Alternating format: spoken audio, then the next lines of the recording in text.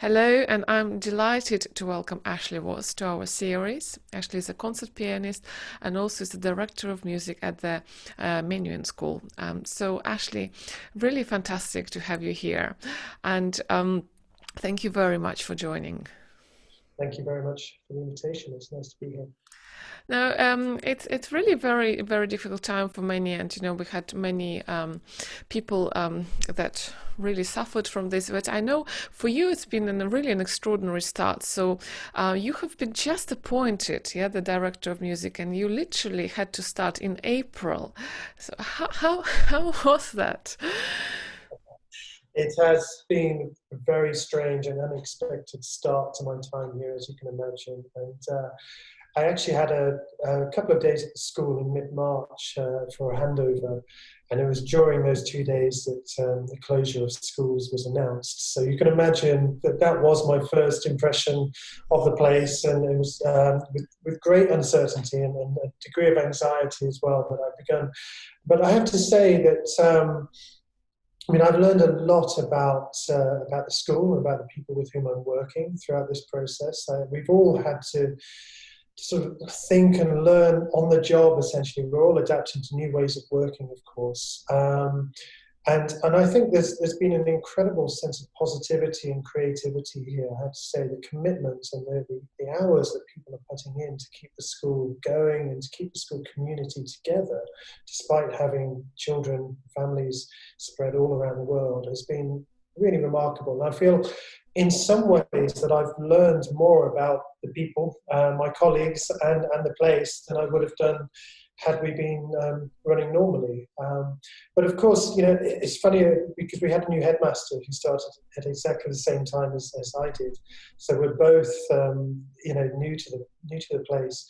And I think we had envisaged this summer term as being a term where we would come in. Most of the plans were already in place; they'd already been set up by our predecessors, and we wanted to essentially eavesdrop on the school and see how things worked, and then hit the ground running in September with our own ideas and other things that we might do to improve the life of people at the school. But of course, we haven't been able to do that. So in essence, that's probably my biggest disappointment. But having said that, there are so many positives to emerge from this as well. It's been fascinating, I have to say. It's been really interesting. What were the steps that you had to implement for your teachers and also for your students? The first thing is that I wanted to stick to the calendar, to the diary as much as possible. We have an almanac which goes out at the beginning of each term. And before I began, I was asked the question, do we want to put this almanac out? Is it really of any value? And actually, I felt very strongly that it was, because it brought a little bit of structure, and I felt that everything that was in there could still be achieved, albeit in a slightly different way. So to give you an example, at the end of April, the school was supposed to go on tour, a little tour of concerts in the north of England and in Scotland, and it's something that they do annually. Obviously, all of that was cancelled, but we nonetheless pressed ahead. I asked all of the pupils who were meant to be playing on that tour to record pieces from wherever they were in the world and send them in. We edited their performances into one virtual concert, which we then shared with the promoters who were meant to be hosting this on the days on which they were meant to be hosting this, so that they could share them with their audiences. And I think for the kids, it was really uplifting to still be able to, well, firstly, to have a target, to have a date, to have something to motivate them, something to aim for, something to prepare for. And secondly, that they still had the opportunity to share their music with an audience, albeit not live, but they knew that people were listening to what they were doing. And so that's one example. We had many others, of course, throughout the term, but every kind of key date that was in there, we've tried to meet as best we can. And actually, as a school, I'm really proud because we've maintained our timetable, our schedule, weekly, daily, just as we would have done had the school been running in the real world, as it normally would. We've had 100% engagement with pupils and lessons. and we've got a remarkable timetabler who is working to do this across numerous time zones, as you can imagine. So Yes. it's a logistical nightmare, but it's worked really well. Yes, so my next question really was about the timetable. I mean, because the school has students all over the world. So how do you deal with it? Do you have like separated groups that do certain times, or what's the kind of practicality of it? We're quite lucky in the sense that the school operates a very bespoke timetable for each pupil anyway. So we try to sort of bring flexibility into the timetabling, even when the school is running as it normally would be. So we had a little bit of an advantage in that, so already built in.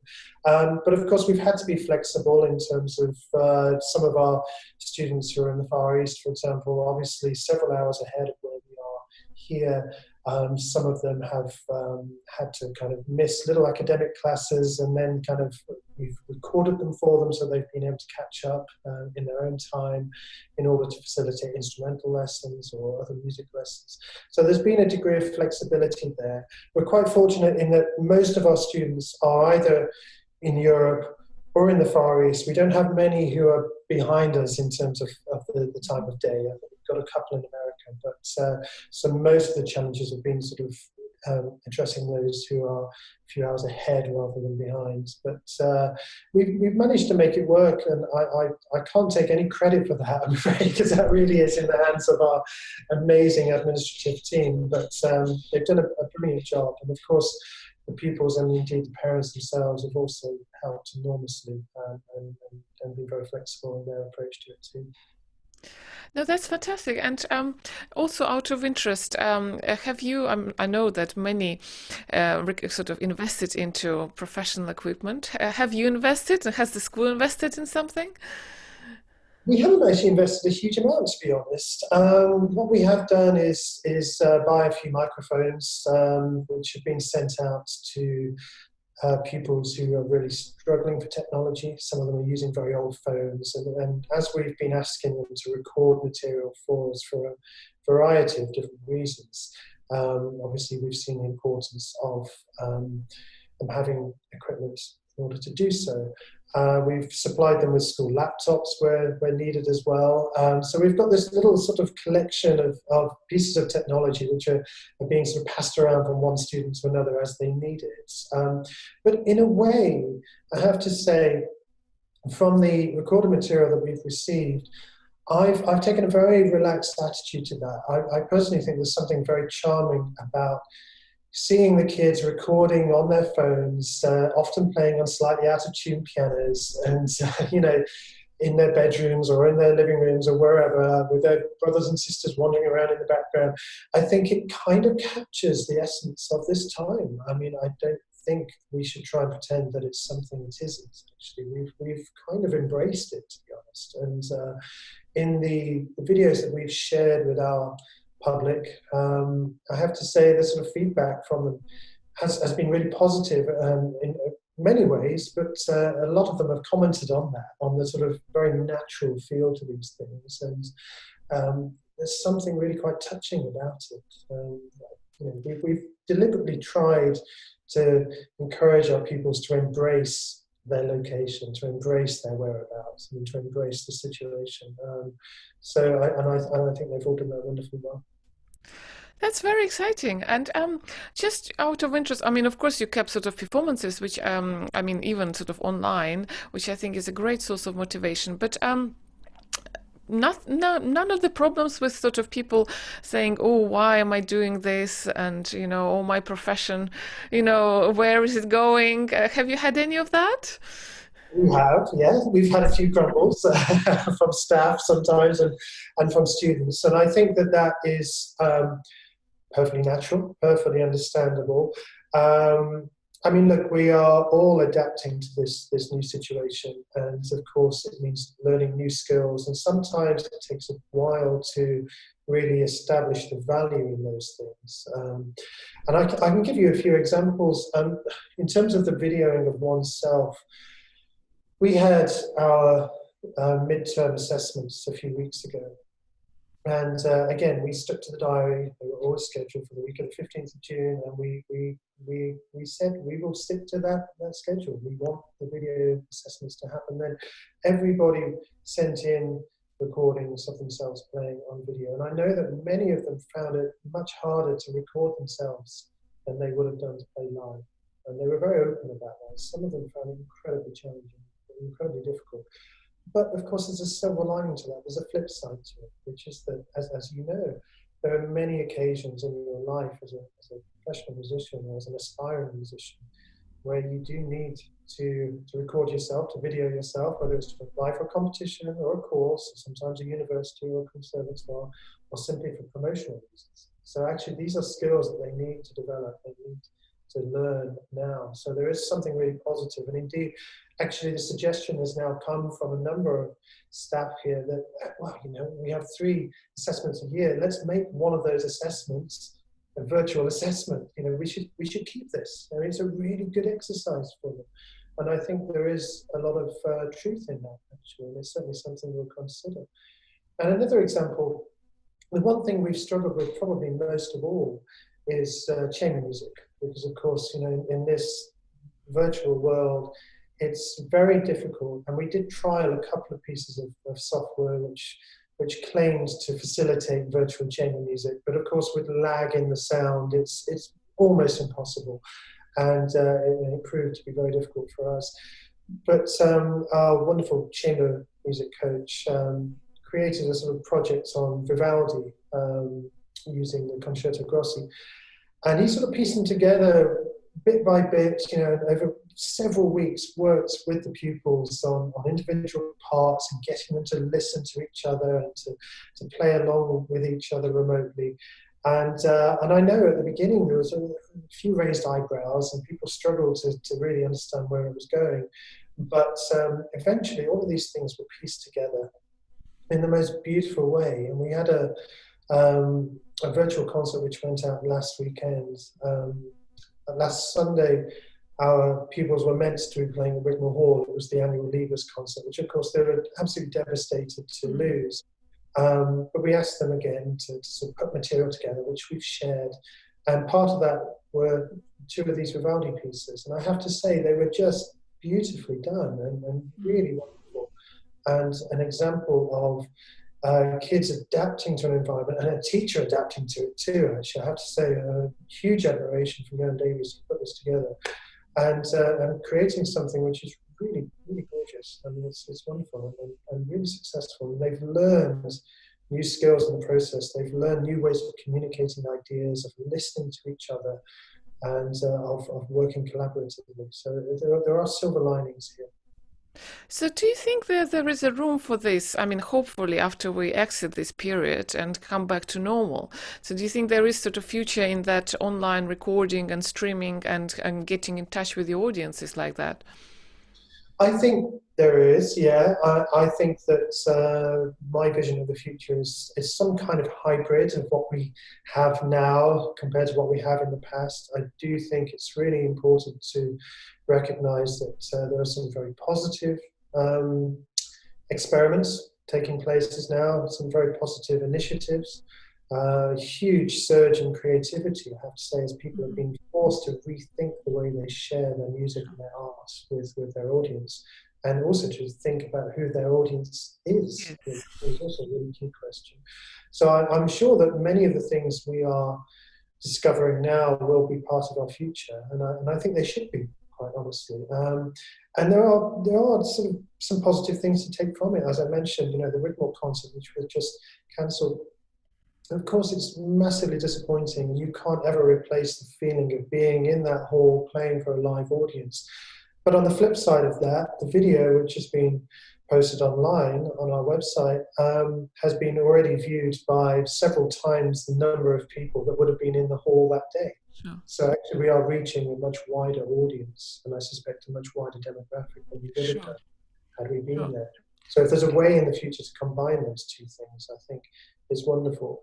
I think the key thing is to ensure that everything you do really has integrity and long-term value, because I know that there has been a surge of material which is being put out, And a lot of it is great, and a lot of it is perhaps a little bit less great. And we've been really trying our best to ensure that everything we commit to, everything we share, really has value to it. And we've actually collaborated with the other specialist music schools here in the UK. I think probably for the first time, actually. It's a really exciting thing. We've created a joint music and dance scheme funded orchestra, which is Wow. well over 100 kids taking part in this. And together with the other directors of music at Cheethams, Wells, Purcell and St Mary's, we spent many hours deliberating on what this project might look like. And at the heart of it was really something that we felt would have long-term value, something that we could come together and perform live, hopefully one day, rather than just another rehash of a popular classic or Beethoven 9 or whatever it might be. So we actually commissioned Gwilym Simcock, the jazz, classical stroke jazz pianist and composer, to write a short piece for us, a piece which kind of celebrates this coming together of these organizations and these institutions, but also a piece which kind of reflects this time and the spirit of this time, and something which, like I said, it's something we're introducing to the world, something that is new, something that is fresh, and something which we feel really does have integrity and value. So I think as long as you approach these things in the right way, there are enormous positives to be taken from it. And interestingly, just on a sort of tangent, even within our own processes at the school, we've discovered unexpected benefits. With our audition process, we've had to do all of that online. Mm-hmm. But actually, almost by accident, we've discovered that you can engage in a much more thorough and fully representative process by doing it remotely. We can introduce, instead of having an audition that lasts a few hours or a few minutes, even on one day, we've actually been able to spread this out over several days, and including several different stages, which has been really revealing and actually, I think, again, very positive. Gosh, how interesting. I don't know if you can elaborate, but what are the stages that you're introducing?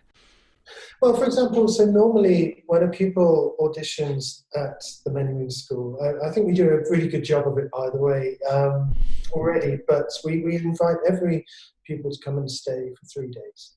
So they come and they audition, and they'll have a lesson with a teacher while they're here, and they will obviously attend academic classes, and we will see how they fit into the school pastorally as well. So we get a good overview of their personality and their talents and their ability. Most of all, it's about seeing how they fit into the school. But there's very little interaction, aside from, like I said, one consultation lesson. There's because of the short time frame, there's very little we can do. But virtually, we're able to set up online lessons, which are often a week or two apart, a series of online lessons, which enables us to really establish how each candidate is progressing from one lesson to the next, so that we can really ascertain whether they are going to make that sort of forward leap forward development. And that's something which, just because of the time restraints, we wouldn't be able to do, or we haven't been able to do previously. So again, it's something that we very much want to factor in once we open as normal. That's very exciting. And also, I know because I receive your newsletter, so there is something exciting coming up, like the summer festival. I'm right? Yes. And Exactly. Yeah, we have our summer festival coming up tomorrow. It starts this weekend, so the 4th of July. It's vastly different, as you can imagine, to previous festivals, but also very much expanded. And again, this gives us a wonderful platform, I think, for future years. The vision of the summer festival, for me, looking forward, will essentially be a live version of what one can see online now. So we've got all kinds of really nice things happening. We've got guest speakers coming in, people who are really, well known within the music world, coming in to speak to the children. We've got a series of live performances which are taking place by Teams, which is a sort of Zoom-like platform which we've been using at school. We've got alumni taking place. We've got our traditional showcase concerts, and the pupils also. I mean, I'm a big believer in giving some of the older pupils here a little bit more responsibility and ownership of these kind of activities. So they are creating all sorts of really imaginative content to fit around those concerts, to tie in with those concerts. Some of them really fun and laid back, and others much more serious and educational. And I think that's a really, really lovely thing to see, actually. I would love, I really do want to give pupils that sense of support and responsibility to be creative and to be entrepreneurial. So, as you know, those are essential skills for life as a musician. Mm-hmm. No, that's really brilliant news, and it's so nice to know that things are happening still. Different format, different sort of maybe I don't know layout, if we call it that. I mean, it's this I guess the same really, but they're still happening. That's wonderful. But you are reopening in September, and do you reopen sort of completely as it was normal, or are there some limitations? It's the plan is very much to reopen as normally as we possibly can. Obviously, we have a lot of people working at the moment to determine exactly what the school will look like in September and how it will work logistically and operationally. But essentially, we desperately want to get everybody back then if we possibly can. We know that above all else, the pupils have missed each other. They've missed being at school. They've missed being part of this environment. And we want to get them here. We've worked really hard actually this term already to get them to the school as much as we can, to help them with recordings at the hall, and we've spent countless hours establishing mechanisms which keeps everybody safe and socially distanced and makes those things possible. And it's been really touching to see some of them coming in and to be kind of waving each other from 2 meters apart, but just to be together again. I think they've missed that so much. And on a personal note, of course, I'm really excited to meet the kids and to meet staff as well, because actually, for the most part, the vast majority of them I've yet to meet in person, and I've heard them play online, but I haven't had the opportunity to work with them, to play with them, to talk to them in depth, and I'm sort of desperately keen to do that as soon as possible. So we're very excited at the prospect of opening in September. We hope that we can open fully. There may be a little bit of readjustment in certain areas operationally, but the plan is very much to open as normal. That's fantastic. Well, Ashley, thank you so much for these insights and also for your inspirational and positive words, which I'm sure will be really sort of cheering up our listeners. And as many really kind of struggle in this period, but it's just good to know that music is continuing to live, although in a slightly different shape. So thank you very much for being my guest, and bye. Thank you very much.